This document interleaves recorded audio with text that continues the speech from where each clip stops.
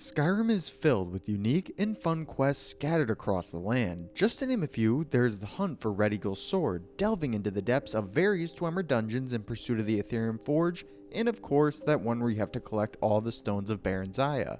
Yeah, we don't do that one anymore. But which of these are the best and that everyone will remember? Well, that is exactly why we are here today. And what is up guys, Andrew from the Denmen here, and today I want to take a look at 6 of the best quests in the Elder Scrolls V Skyrim.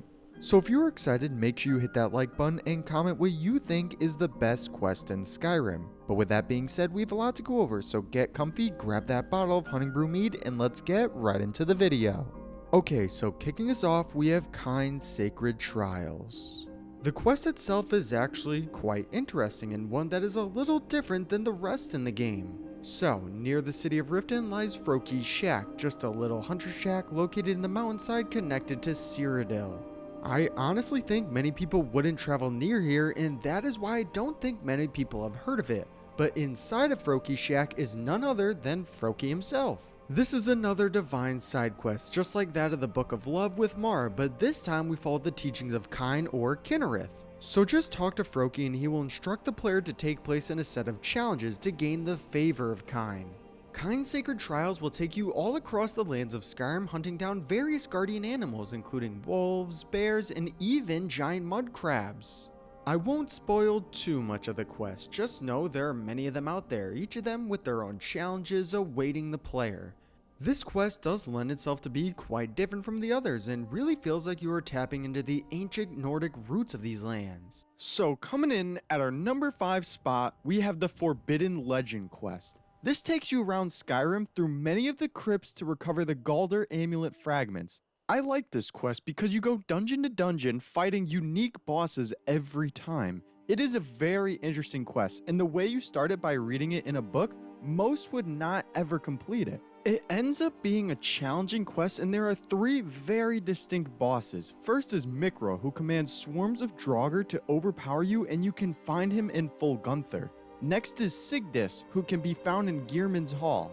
I think this is the best one of the 3 because he uses arrows to rain down on the Dragonborn, but he also teleports and makes copies of himself to trick you. This is very unique and a very fun boss to defeat. The third brother is Jarek, and while completing the College of Winterhold questline, you will encounter him in Sarthal. He is defeated by using mage attacks to beat his immune phase and be able to be taken down. Each of the 3 brothers have their own mechanic, but the quest is not over just yet. When you travel to Reachwater Rock, you battle the 3 brothers for one last time and reforge the Galder amulet. Overall, this is a very fun quest that takes you dungeon delving, but the best part is fighting the unique bosses, and that's why this quest is at my number 5 spot. Coming in at my number 4 spot, we have the quest to become a bard tending the flames. This starts off in the city of Solitude, where you go to the Bard's College and talk to the head bard, Viarmo. He will send the Dragonborn to Dead Men's Respite to retrieve King Olaf's verse to save the festival of the burning of King Olaf. When you enter the dungeon, you are met by the ghost of Smaknir. He will guide you through so you can find the verse. In the boss room, you are actually able to fight King Olaf with the help of the ghost of Smaknir. You defeat him and bring back the verse to the Bard's College. The dungeon itself is mostly the same as every other dungeon, except with more story beats, but the quest starts to pick up when you return to Solitude. Entering the Bard's College, you talk to Viarmo again, and he says the scripture is incomplete. This part is very entertaining in my opinion because you are able to help Viarmo to complete it any way you want. It gives you options and you start to learn what it means to be a bard. When you complete the verse, Viarmo will ask you to accompany him to the Blue Palace so that Elisif herself can hear it and would want to bring back the festival. I enjoy this part because even though you are not the one reciting the verse, you can come up with wacky situations like Olaf himself is the dragon and a bunch of other unique options. Elisif will be pleased about the verse and say the festival is back on and is a good ending to a good quest. The festival itself is quite small, but a good touch with just a fun thing you are able to do in-game. Overall, I really enjoy becoming a bard, and the festival is very unique and hope they do more stuff like that down the line to enrich us in the game. If Bethesda could find a way to add more festivals like this in upcoming games, it will show us about the culture of the city and what happens within it. I highly recommend everyone to do this quest for the entertainment factor you will get from it. But moving on to our number 3 spot, we have the murder mystery, Blood on the Ice. This is one of the best quests in the game for good reason. To start it, you must be in Windhelm between the times of 7 PM and 7 AM. In the city, you will encounter a murder scene with people looking to the deceased body. The Dragonborn is tasked to investigate and find out who it is. In this quest, you have to use your sleuthing skills to find out who it is, and as it so happens, the killer left a blood trail that can be followed straight to the player home of Hyarim. The player can either pick the lock or get the key from Yorlif, the steward. When inside, look around the house and see if you can find anything suspicious. The Dragonborn realizes that there is a false cabinet, and when entering, there is an altar where the Butcher of Windhelm stages his attacks. In the house, you can find a strange amulet that will lead you to believing that the court wizard Woundfirth is the killer. You can either confront Woundfirth or tell Yorlif of what you found. The court wizard will be sent to jail, and it seems as if the butcher is caught. All seems right within the city until you come back to Windhelm in 3 days and there is another death with the same way the others were killed. The investigation is back on, and you are sent to go speak with Woundfirth to see where the evidence went wrong. You consult with him, and he tells you that it looks like the next attack will be tomorrow in the Stone Quarter at night. You patrol the location, and you finally find out who the real butcher is. Right before he begins to strike his victim, you hear a scream, and you have to put a stop to it. You see that the murderer is Calixto Corium, and you finish him off and speak to Yorlif after the job is done.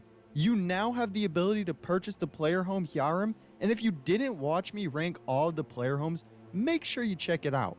But overall, I really enjoy this quest because it is up to the Dragonborn to figure everything out with no quest marker telling you what to do.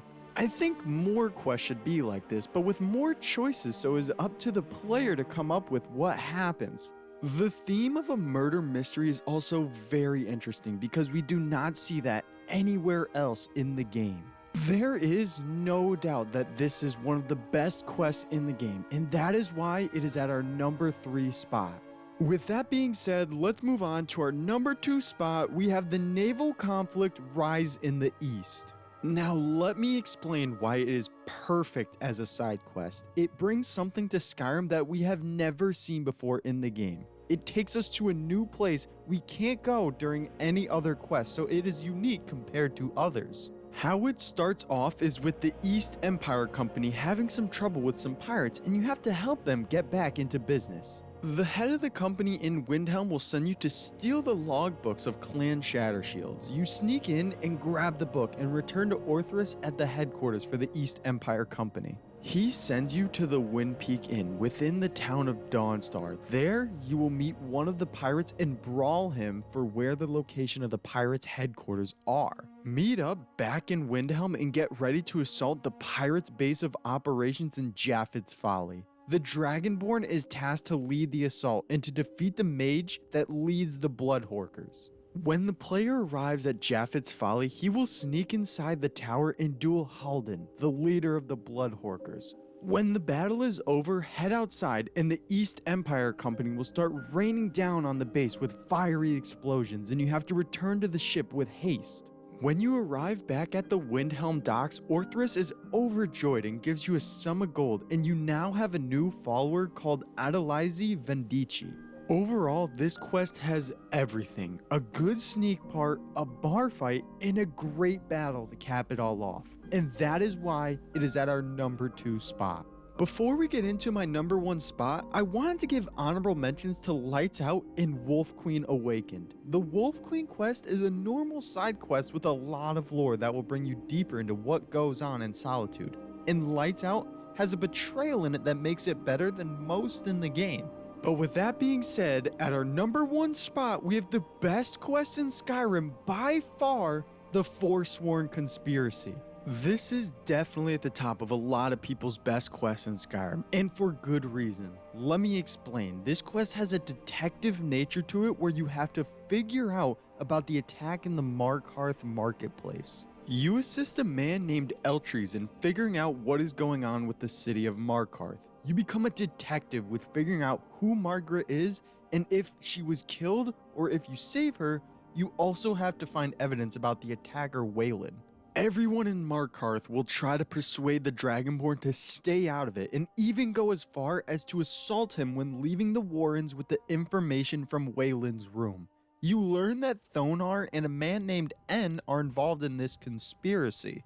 So the player will go to the treasure house. There he will talk to Thonar, but as the conversation is about to end, there is a commotion outside of the room. Thonar's wife is murdered from Forsworn spies, and Thonar will finally tell you of a man named Madanach who Thonar formerly had an agreement with before the murder of his wife.